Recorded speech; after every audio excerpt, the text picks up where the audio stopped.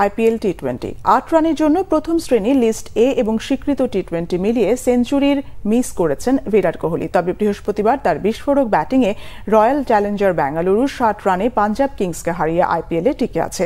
বিদায় নিয়েছে পাঞ্জাব।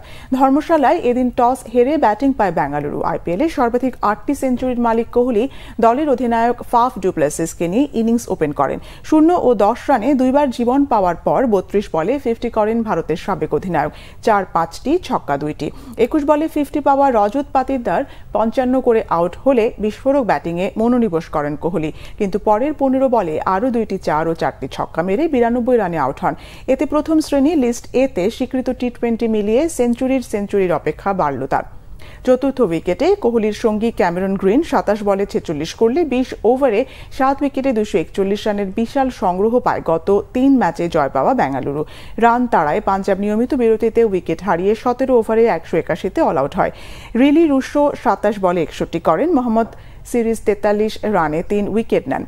12 ম্যাচে 10 পয়েন্ট নিয়ে বেঙ্গালুরুর সাথে পাঞ্জাব 2 পয়েন্ট কম নিয়ে নবম স্থানে।